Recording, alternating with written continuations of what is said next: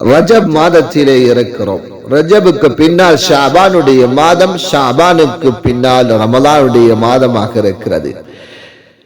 இந்த 3 மாதங்களும் மிகவும் விசேஷமான மாதமாக இருக்கிறது சகோதரர்கள். ஏனென்றால் அமல் செய்வதற்காக வேண்டி, ரமலானுக்கு தயாரிப்பதற்காக வேண்டி இந்த ரஜபுடைய மாதம், அதே மாதிரி ஷாபானுடைய மாதத்தை சலஃபு சாலிஹன்கள் எடுத்துக் கொள்வார்கள் சகோதரர்களே.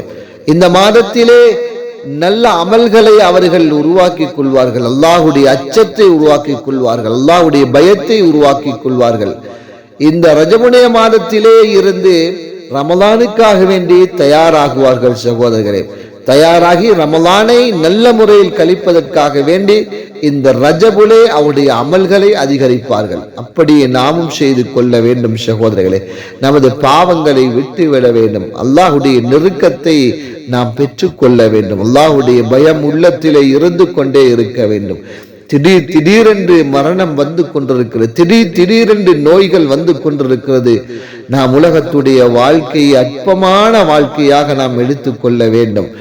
அதனால் இந்த ரஜபுடைய மாதத்திலே நாம் என்ன செய்யும், தயாரிப்பை மேற்கொள்ள வேண்டும். ஷாபானுடைய மாதத்திலும் நாம் தயாரிப்பை மேற்கொண்டு அதற்கு பின்னால் ரமலானுடைய மாதம் எங்களுக்கு இலேசாக அமல் செய்வதற்கு ஒரு தோதுவாக ஆகிவிடும் என்பதில் எந்த சந்தேகம் இல்லை.